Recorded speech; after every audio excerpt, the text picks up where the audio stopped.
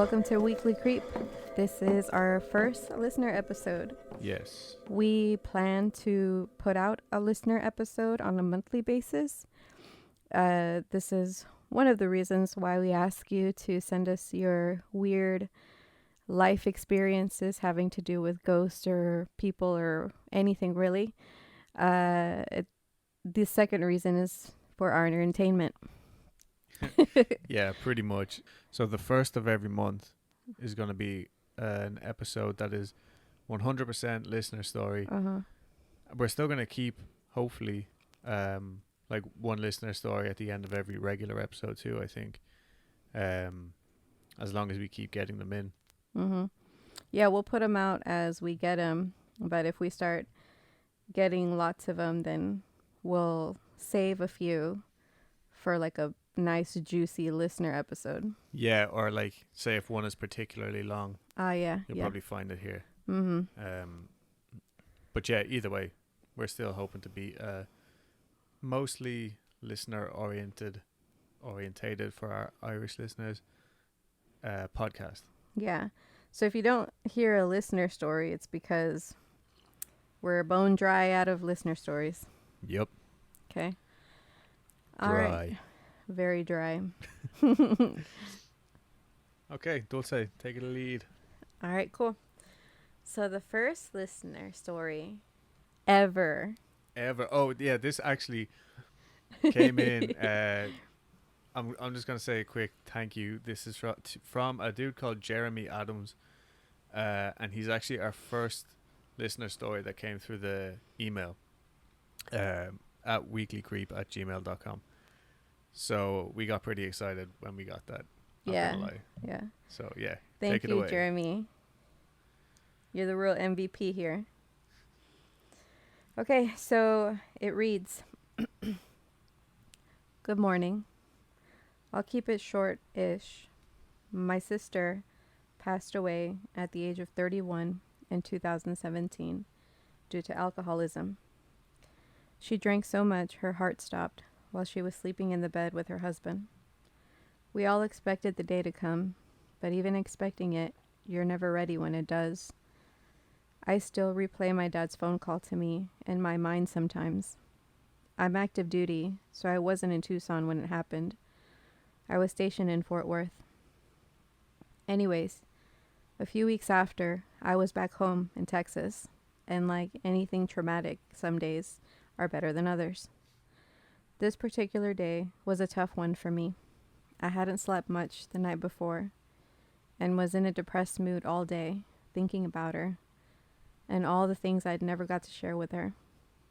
I was in the kitchen with my 2 dogs, as they enjoy helping me taste test throughout the meal prep. There was nobody else home besides, as my wife was still active duty as well and stationed in Whidbey Island. So I had a few glasses of red wine as I was cooking and talking to myself and Sarah, my sister, and telling her we really missed her and that sort of stuff. And just as I say, I hope she comes to visit me once in a while and say hi, I heard a loud crashing noise from my master bedroom. Both my 100-pound, gentle as a lamb pit bull and other pupper scurried to me for protection. I'm like, what the hell? Y'all are supposed to run to the noise, not to me. But anyways, I grab a gun and go to investigate. What a badass. Well, he's in the fucking army. I mean, I should hope. Yeah. I walk into my room, expecting to find someone trying to break in. But instead, I see a bunch of pictures had fallen off the wall, which didn't make sense, as they'd all been hanging there for over a year since I'd moved in. As I'm picking them up, I noticed that the only pictures that fell were ones that Sarah was in. The remaining 10 or so on the wall had other family members in them, but not her. She was always messing with me and playing pranks on me when she was alive, and I guess she still is in the afterlife. She must have heard me talking about her. She must have heard me talking about missing her and wanting her to stop by, and so she did. I was upset about burning my dinner and having to rehang all the pics, but I was so glad she decided to say hi and tell me she was still there with me. It's not really a creepy ghost story, but it's cool, in my opinion at least. Good luck with your subreddit. Hope it works out great and y'all get some cool stories. Be well and God bless. Best regards, Jeremy Adams. Right on. So thank you again, Jeremy. I personally really like those kind of stories. Like they're the Yeah. kind of stories that like my family have, you know? Yeah. And like yeah, maybe it's not spooky. I'm sure at the time it scared the shit out of him, like, Right. but it's also like, oh, you get that nice warm feeling, like, you know, you know, it's Yeah. just my sister coming back to me. Yeah, it's a happy kind of, Yeah, exactly. and it's like bittersweet Yeah. compared to other stories where it's like, and the ghost still plagues me in my dreams. and, Yeah. and it's an old hag. It was a demon. Yeah. This is a portal to hell. Yeah. Where, as a matter of fact, no, it was actually just a really nice message from us. Well, I mean, yeah, he had to clean up, but I'm sure she was laughing. Yeah. Anyway, so thanks again, Jeremy. This is one that we got off one of those Reddit posts that I had put up, just asking people to share their stories, basically. That's how we fish. Yeah, literally, I have been spamming. So yeah, anyway, this is from, and this person actually now is a listener. Oh, great. From that, yeah. So listener Dusk Muse 711. Okay, I saw their ghosts before their bodies were discovered. This was quite a few years ago. I would have been 7, 8 at most. I was walking home from school when I rounded the corner to go down the hill. Quick explanation, the area I lived in, there was a street block in the shape of a horseshoe with my street going through it, turning it into an A. And at the end was a main street. At the bottom of this hill, across the road, I saw these two teenagers standing in a little cut out of the woods. I remember thinking their clothing looked different than what I saw people wear at the time. It wasn't anything that old. The girl was just wearing ripped jeans and a baggy plaid jacket. I'm pretty sure the guy was wearing green. The guy gave the girl a kiss on the forehead before she hugged him. As they turned towards the woods, I saw a rifle in the guy's hand. I had planned to watch them walk in when a friend of mine called out to me. In the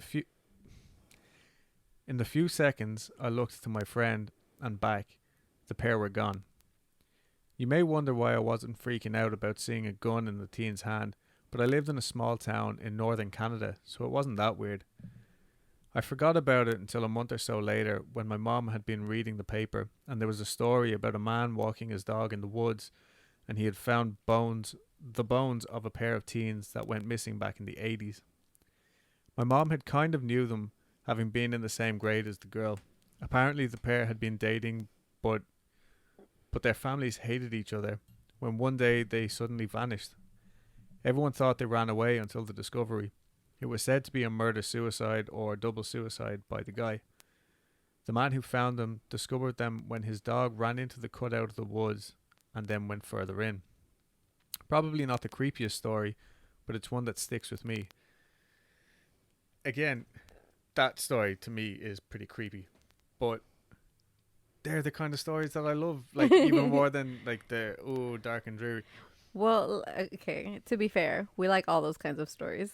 Yeah, I think we're going to keep repeating ourselves. It's like, oh, those are the kinds of stories I like. No, those are the kinds of stories I like. Yeah, but people are saying like, oh, it's not that creepy or whatever.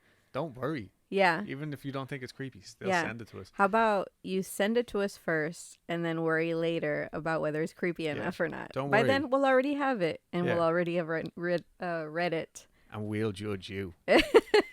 Let us be the judge. And I was actually talking to this person and they said that they would like forward me on the information about the murder. Mm-hmm. And they just haven't yet. I don't know, maybe they forgot. So if you're still listening, don't forget, like, send it on, or at least give me the name of the town and I'll research it myself. So here we have an anonymous listener story. Yeah. I was home alone with my then 3-month-old. My guy was working overnights. I start hearing static over the baby monitor, so I get up to check just to make sure. I get to the doorway and I see a silhouette of a very tall man, except it was like a negative of light where he was standing. The hallway light should have hit him and some kind of color should have shown, but it was just black, absence of light, just standing there, watching. I reached around the door, flipped on the light, and grabbed my son. Turned for a quick look before I bolted, hell-bent for a frozen night outside. And he wasn't there. I stopped, turned off the light, and the shadow was there, but a few steps closer. I slammed the door, cracking the frame in the process, and spent the rest of the night in my fully lit bedroom with my little one. He just giggled. It wasn't the last I saw of him in my son's room. And my now 5-year-old has spoken of him often. Whoa. Dun, dun, dun. So, I've been hearing a lot of shadow man stories Yeah. lately, and same as like the whole like it's a demon. Like maybe it is just one of their family coming back. Yeah. You know what I mean? And that's just how they manifest. Yeah. So it's not actually like, obviously I'm gonna shit myself if I see a 6 foot tall shadow man in the door. But maybe it's just like, oh, it's Uncle Bob. And if the kid's not freaking out. Yeah. Or I like that one theory that we heard from the Witch Bitch Amateur Hour, I think it is, where they were discussing how shadow people could be travelers from parallel dimensions. Oh, okay. Yeah. So they're just like not fully coming through, basically. Right. It's like a bad reception. Mm-hmm. Like a negative. Yeah, I still don't like that. Yeah, because I mean, and maybe in that parallel universe, they're not supposed to be using that kind of technology, you know? Yeah. Because, or maybe the people that are using that kind of technology are using it for malicious reasons. Yeah, like creeping on fucking mom and her babies. Yeah. No thanks. Before we get into this next one, do you want to tell them what happened? Oh. And where we went? Okay. So originally we planned to go to the Galvez Hotel in Galveston, Texas. Mm-hmm. It's only an hour away. For Adam's birthday, which is on the 25th. Yeah. But days before is when we caught wind that Hurricane Laura was heading towards us. And Galveston had a voluntary evacuation that eventually led to a mandatory evacuation. But so that plan got canceled. In an attempt to salvage the paid time off that I submitted to work, I was like, well, Laura's not going to Austin, so how about we just go to the Hotel Driscoll and see old Colonel Driscoll, the beef baron. The beef baron himself. So we went. We just went for a night. The hotel is gorgeous. It's really fucking cool. Like I was telling our friend Carl, it's the most beautiful place I've ever set foot in. A place like that only exists in movies. And it just felt like I wasn't in Texas. Yeah, it genuinely feels like you step back in time. Like that was, I was just talking to another friend earlier, and like what we're used to at home is, yeah, if we walk into like an old ass building, Yeah. like the Kalani Castle, even like that's like what 260 years old or something, and it's kind of shabby looking, you know, like it looks like it's been rained on for 250 years, whereas when we walked in there, it literally looked like what you would expect a cowboy to lose all of his money in a gambling thing in, you know what I mean? Yeah, Like, yeah. I guess that's what that's what I guess what I was trying to say is that it's like we went back in time and yeah, it wasn't 2020. yeah, and it still has that like really nice air of like grandeur, like, you know what I mean? Like Yeah, it is yeah. really fucking yeah, it's just sick, like the floors, the big pillars, and Mhm.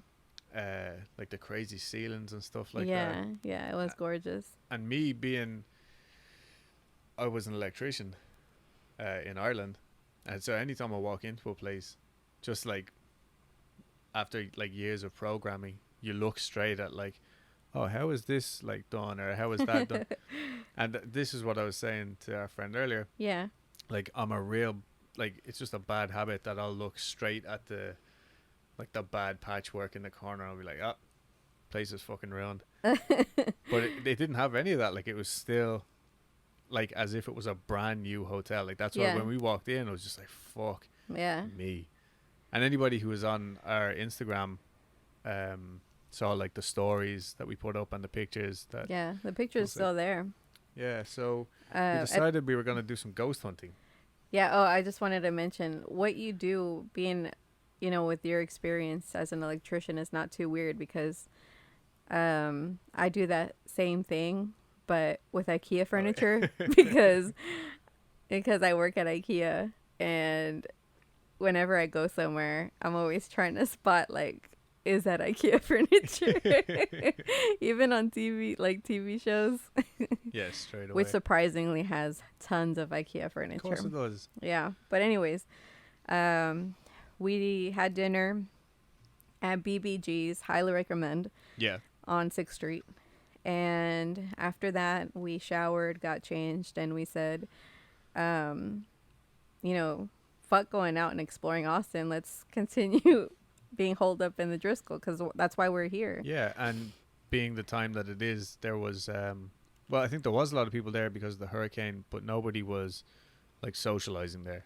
Yeah, yeah. So they the, were sort the of place like, still looked pretty empty. yeah, they were kind of just hunkered out in their Yeah. rooms. So I think I only saw like maybe a handful of people as we were walking around in that hotel that didn't work there, Yeah. So anyways, so we were walking around the different floors, and we were doing EVP recordings.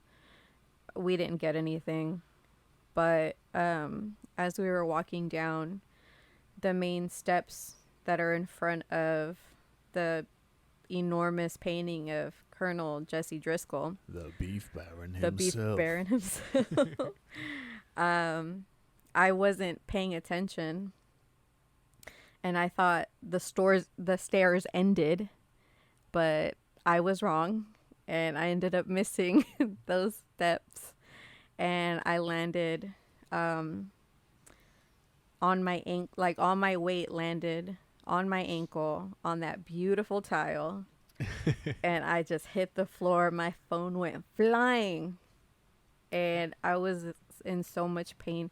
When I hit the floor, I heard felt two cracks in my ankle, and I said, "That's it. I'm fucked. I'm fucked." Dead. And so the guy in the lobby that had checked us in, he was still there, and he grabbed a chair, and they sat me in it, and he was like, "You want me to call the ambulance?" And I was like, "Yeah, because I think I broke my ankle." So the EMS came, gave me some fucking, what is it, fentanyl or something like that. Yeah, it was like a morphine type thing. Yeah. Painkiller. Yeah. Took the edge off, went to the hospital. They gave me x-rays. Turns out nothing was broken. I was just in awful pain. Everything was fucking swollen. My ankle, my foot, my fucking toes. Yeah. Everything. And we didn't get released from the hospital till like 4 a.m. Yeah. So, yeah. And in the meantime, again, this is nothing bad about Austin or anything. I think it was just bad timing. Yeah. We ended up staying in the emergency room a little while longer because right after we left the hotel, somebody got shot outside the hotel. Several people got shot Yeah, and or shot at. shot at least. Yeah, one Mm-hmm. person got hit, definitely. So, and then another incident happened. I think a lady stabbed her boyfriend. I heard all this through the hospital, like, radio or whatever as I was there. I was like, oh shit. But what that meant, so we got a little bit delayed, which was fine. Mm-hmm. But then when we left the hospital to go back to the hotel, which is literally a 5-minute drive, the street was closed off and Dulce couldn't walk. So I went up to the cop and I was like, oh, can we just like drive right down there? And he's like, no, it's a crime scene. Yeah. So he's like, oh, just go around this way, gives us directions and stuff like that. And then he calls us back just as I'm about to drive off. And he's like, oh, actually, was it seven streets a one-way street? So you're gonna just turn down anyway and just turn on your blinkers. Yeah. So I was like, okay. So I'm driving the wrong way down. Like, it's a busy street. Luckily, it's like 4:30 now. And so, like, the cars coming towards us are just, like, in the other lanes. We finally get down to the hotel, and the cop, like, shines his light over us. And I'm like, it's all right. I spoke to your buddy. And I think he was just like, yeah, all right, whatever. So we finally got into the room. He was like, I have no friends. You're lying. Steve died 4 years ago. But yeah, so anyway, we got in then and put Dulce to bed. And so our night at the Driscoll wasn't exactly a night at the Driscoll. It was more of a night at the emergency room. Yeah.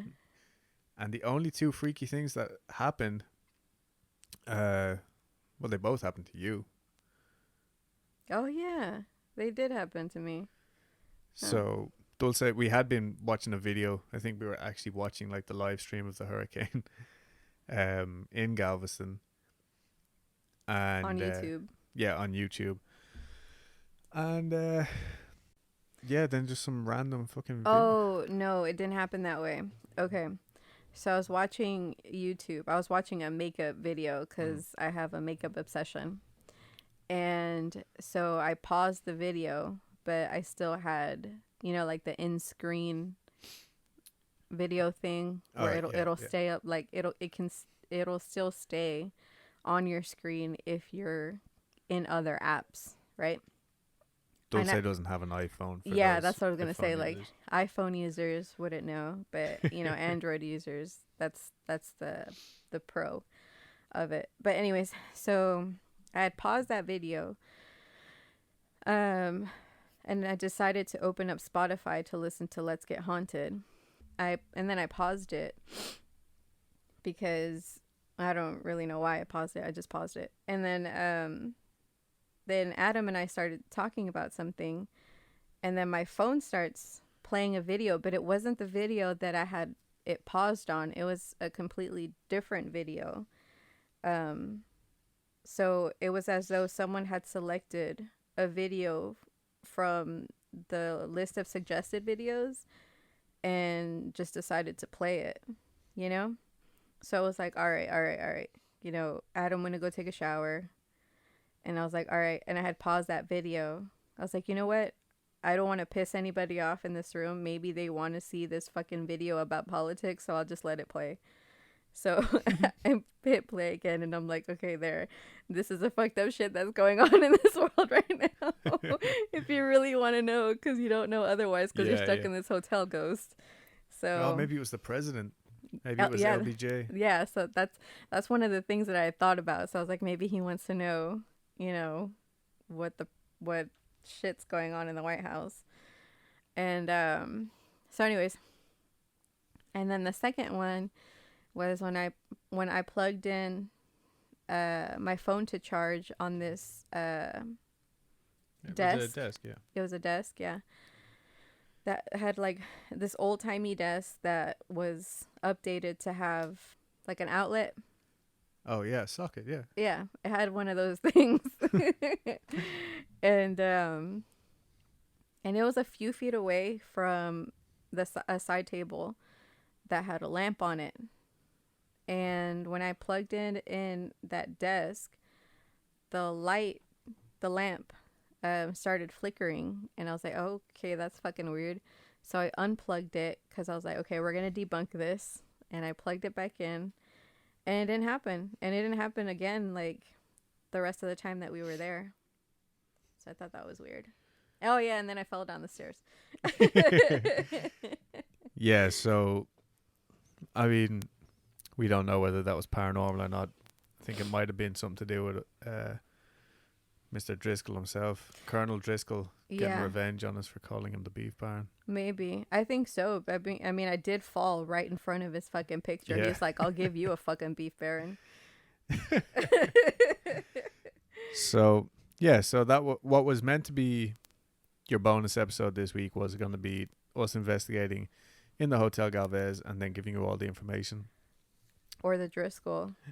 And then it turned into the Driscoll. Yeah. And then the Driscoll turned into a disaster. Yeah. So now we're recording our first listener episode. Yeah. But, I mean, we wanted to do these anyway. Oh, yeah. And we want to give like little bonus episodes in between the normal Friday drops, which was what we wanted to do when we went to the Driscoll. But, I mean, most of our time was spent in the ER, so that didn't pan out the way we wanted to. We definitely are going to go back. Oh, yeah. Because I didn't know, like, looking at the website that they had these, like, fucking 6-ass suites. Yeah. And I want to go and stay in all these fucking swanky-ass rooms that they have. I was like, Adam, like, the cheap, like the most expensive one that I want to stay in is, like, $500 a night. Like, we could totally fucking do that. Yeah. And, yeah, so that's going to be us anyway. We're hoping to, like Dulce said, put out a lot more bonus stuff. Yeah. As we go on. Not necessarily all staying in hotels and investigations, but different interviews, stuff like that. Yeah. Yeah, so I mean, anyway. basically whatever the fuck we want. Yeah, and, and also we were told that we weren't giving enough information about ourselves, so we're going to try and be more involved. So, well, how many people have told us that? 2 or 3. 2 or 3. Well, if our listeners can reach a consensus that that's what they actually want to hear, then we'll do that. Yeah, because we felt like, a lot of other podcasts that we enjoy and are like listeners of tend to go on for quite a while. Yeah. And it can get anyway, so we're just trying to I think kind of like please everybody. Yeah. I mean, we don't want to droll on and on. Yeah, like right now. Like we are right now, but okay, so it's my turn, right? Yeah. This was sent in by a listener, but it's not actually a listener story. It's taken from a book called My Life in the IRA, The Border Campaigns by Michael Ryan.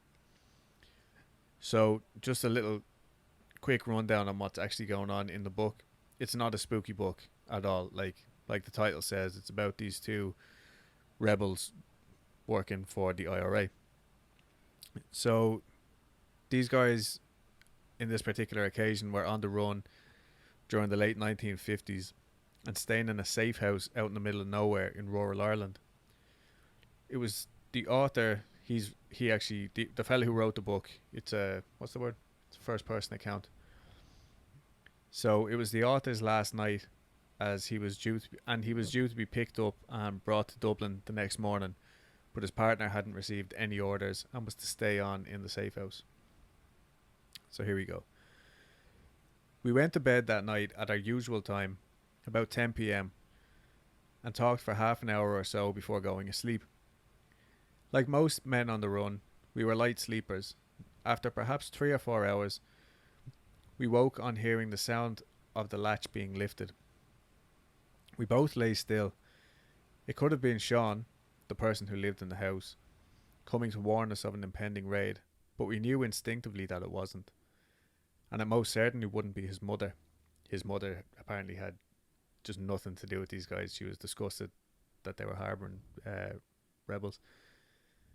Anyway, we heard a slight creak as the door opened and the sound of the latch again as it closed. The intruder walked slowly to the unmade bed where the footsteps stopped. After a few seconds, we heard the bed springs creak as he lay down. Then there was silence. Christy lay stiff and silent beside me. And while I too thought there was something very strange happening, I decided that this stranger might be a comrade on the run. So, turning towards the bed, I whispered, "Who's there? Who is that?" But there was no response. Again I called out, but somewhat louder, "Who's there?" Still there was no response. I let a minute or so elapse, and then I reached across the table for the match and lit the candle. That's how rural this place was. There was no electricity. I couldn't see clearly enough to the bed at the other side of the room, which was so big that a single lighted candle couldn't illuminate it properly. I got out of bed, took the candle holder in my hand, and walked very slowly to the other bed. There was no one in it, nor was there anyone elsewhere in the room. Throughout my search, Christy was silent. I walked back to our bed and set the candle back on the table before getting back in. Then Christy whispered to me, "Jesus, Mick, I'm not staying here on my own. This is a very strange house." We didn't sleep another wink that night. What we had heard and experienced defied rational explanation. The next morning, after breakfast, as we were going upstairs to pack our gear, I asked Sean if I could have a word with him. I told him what had happened during the night. He paused for a few seconds and then said, "I wouldn't worry about that. It's all right. That kind of thing happens in this house at odd times." He refused to say another word. Our driver arrived, and after I explained Christy's feelings, he dropped me off for the bus to Dublin and then took Christy to another safe house. So Christy got out all right. But yeah, I remember him hearing about this like last year, and I just thought like, that's perfect. Like, these are two perfectly rational, like, Irish but IRA soldiers, at least. Like, those guys have been through it, you know. Mm-hmm. And then same as our email from our listener earlier, Jeremy Adams. Yeah. Like, sound-minded army men. Just telling us their spooky shit. Yeah. And obviously that's like just a small snippet from the book, but the whole house itself, when they were describing it, was like super eerie, out in the middle of nowhere, no lights anywhere. The mother hated them, just wouldn't speak to them. And the son, who was like harboring them, was kind of like the middleman. But they all sat down for breakfast, lunch and dinner together at the same time and like went for cups of tea. Nah, it just sounded fucking horrible. But yeah, so there you go. All right. Lay one on us, Dulce. You got it. Here's the last one. Well, your last one. I've got one left. Okay. I This is still the last got one one for left me. in me. All right. So this is from thump.com. Username George McFly. McFly. When we were kids, we did the Ouija board on Kalani Hill. We contacted the ghost of this demon, who told us that Kalani Hill was an ancient burial ground, but that the spirits couldn't rest because of the horrible rituals they performed in life to worship long-forgotten gods. We tried for ages to get the demon to go away, but he said he was grand. Eventually, he just left, and we made our way down from the top of the hill. It was pretty late by this stage, and if you know Kalani Hill, you know how dark it gets there at night. Anyway, we were making our way through the trees, and we could see that one part on the other side of the forest, near the car park, was illuminated by what we thought was a campfire. We were about to get a bit closer to check it out when we realized that people were moving around the fire, dancing. We were making our way through the trees, and we could see that one part on the other side of the forest, near the car park, was illuminated by what we thought was a campfire. We were about to get a bit closer to check it out when we realized that people were moving around the fire, dancing. But through the trees, it looked like they were horrible and misshapen. Then the weirdest thing happened.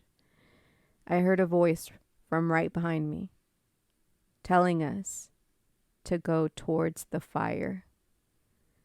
There was no one behind us, though. We ran all the way home. Yeah, that's it.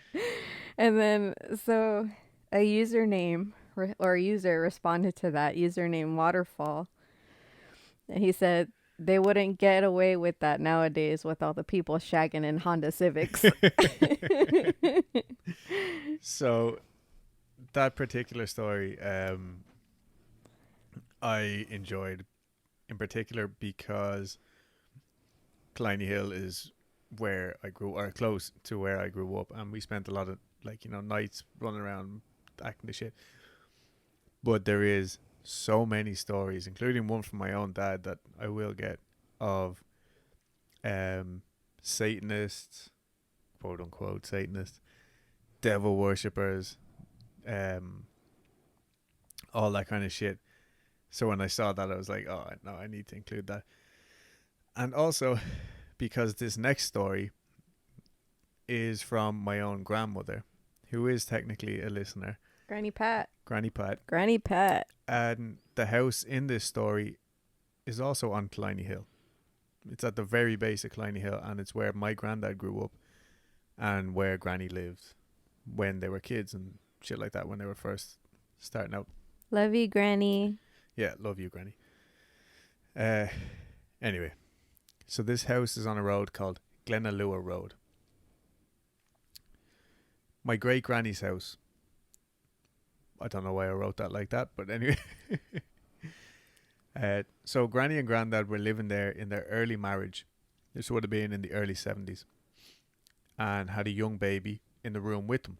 One of my granddad's sisters had come to visit from Wales for a few days and has her oldest child sleep in the small back bedroom. He wakes up around 4 a.m. every morning crying and saying that the lady keeps taking the covers off of him. And they were all just like, would you stop? Like, go back to bed, like, you're grand. Don't be worrying about it. Thinking he was just a kid, being a kid away from home and whatever. This goes on for a little while. Sister goes back home and another sister moves in. And she stays in that room because it's the spare room. Until one day, she just walks out of the house saying, that old one's back again. That old lady is back again. And she's like, I'm not staying here anymore. And she never stayed there again. And that particular sister is still alive. And yeah, so apparently she had stuff going on in her life or whatever. But I think the old lady in the bedroom just topped it off. And she was like, fuck it. She went to England. Like, she left the country. God dang. Yeah. Anyway, about this is all over the course of only 1 year or something. So by now, my granny and granddad have had their second child, my dad, and so they put my auntie in the back bedroom. So because dad was a crybaby, literally, and he would cry in the night for a bottle or whatever, and wake up the other baby, and so they were like, "Fuck it, put her in the back room," and she did, or so they did anyway. But every night around 4 a.m. Lisa would wake up in the back room just crying, and she was only 1-2 years old. Granny would go in and check on her, and the blankets would always be all bunched up down the end of the cot. And this is an old house, and the baby would be cold and right, crying and stuff like that. And so they just thought, she must be just kicking the blankets down. So yeah, anyway, that's that story. No, I'm joking. But yeah, so this old lady was back in the fucking room. Anyway, any people that went in there, this old lady was just like, no, get the fuck out. I'm gonna pull her down. So anyway, after a little bit of research at the time, they kind of put two and two together and figured that it was the wife of the man who used to live in the house. Basically, it was something like Miss Tidwell or something, some Mr. real Tit. Yeah, Mr. Tits. He ran the local porn directory. Yeah, he was a shoe cobbler. He had a lot of cows with lots of tits. But yes, they reckon it was his wife in there anyway, just being like, who the fuck are these people? Get out. Yeah. So anyway, a few years later, my great granny who owned that house came to live with my granny and granddad. So like the roles switched, and she ended up being in their back bedroom in their new house that they had bought. And eventually she passed away while living there in the back bedroom. And the oldest child, that was the baby in the back bedroom in the last house, wouldn't step foot in that room again. She was like, nope. Like, she was just freaked out. Even as like a young child, she was like, no, like, that's Granny's room. Like, I'm not going in there. And I do remember her telling me this as a kid and scaring the fucking shit out of me. She was like, no, that's where your granny died, and like blah blah blah. Anyway, would never go in the room. Shortly after that she passed away, my granddad woke up in the middle of the night to go to the toilet. At the time he was drinking quite heavily, and the next morning he came downstairs and he was like, my mother was on the top of the stairs. Like, she was on the landing. I had to walk past it to get to the toilet. Jeez. And everyone was like, just shut the fuck up. Like, you know what I mean? Like, you were pissed or you were drunk, like, just whatever. But he was like, and still, like, I remember him saying it to me before he died, like, no, like, that was my fucking mother. And we were all like, ha ha ha. Yeah, yeah. But now my granny said to me, she's convinced it was something in that side of the family, that they're all just a little bit more sensitive maybe. Because recently my granddad had a lot of brothers and sisters. They all kind of went their separate ways, and as they got older, kind of came back into one another's lives. So one of his sisters passed away not that long ago, and Granny was telling me, totally average, like whatever, you know, you see somebody and you think, God, that looks so much like I think his sister's name was Nellie. She was walking through town and she saw her, and as she got closer she was like, no, that is her. Like, that, this is crazy. Like, she looked the spitting image of her, but she just thought, my God, like, well, like, such a small world. Like, she looked so familiar. I thought nothing more of it. And then she was on the phone to another sister of my granddad who was still alive, and she said, God, like, I saw a woman and she looked so much like Nellie. And so his sister says, that's funny, because I fell asleep here in the sitting room like only a few weeks ago by the fire, and when I woke up I saw her in the window just waving at me. Nellie, yeah, the dead sister. So that's only now in the last few weeks this has happened, and that's why has my granny thinking, oh, maybe there is something on that side of the family, that they were all maybe a little more sensitive. I didn't get it. Just heads up, I'm not sensitive in any sense of the word. But yeah, so she reckons they're coming back to visit. I gotta believe your granddad though, because I mean, if he saw his mom, like, and he's dead set that was his mom he saw, yeah, what better person would be the one to tell you to identify their own mother? I know, and like the fact than a son, you know? And it was in his house, exactly, in the middle of the night on the landing. Yeah. So everybody just thought like, no, it's whatever. Yeah. No, yeah, I feel that. Because if I said, like, I know it's going to happen, but I don't want to think about it. If I were to see my mom after she passes, I'll be damned if someone tells me I didn't just see her fucking ghost. No, I fucking saw it. Yeah, exactly. And he was a hard man to convince. Otherwise, you know what I mean? Once, yeah, like, he was dead set, no pun intended, that was his mom. Yeah. In the middle of the night. So well, yeah, I mean, that makes that's interesting that you said that, because your sister used to scare your family when she was a kid, because she used to see things and know things. Yeah, she had, and she would know people from the other side of the family. And yeah, I scared the fucking shit out of my mom in particular. Yeah. With her stories. So yeah, maybe she still has that weird thing that carried through the rest of the family. Mm-hmm. So there's our listener episode. I'm gonna have to edit so much out. Yeah, you are. We hope you enjoyed. Yeah. And again, if you want to send us your story, it's weeklycreep@gmail.com. Yeah, and Weekly Creep on Twitter, on Instagram, and also YouTube. If you fancy watching, you can catch us on there. You can find us on Spotify, Apple Podcasts, something called Breaker.com. Did you already say YouTube? Yeah, Okay. I said YouTube. Check out the YouTube videos because Adam puts little Easter eggs in there. So if you can catch them, you'll get a good laugh. Hopefully. Yeah, so that's it. We will see you on Friday with another episode. And again, this is going to come out on the 1st of every month. So get your listener stories in. And they'll definitely either make it on a regular episode on a Friday or one of these listener-only episodes. Yeah. All right, guys.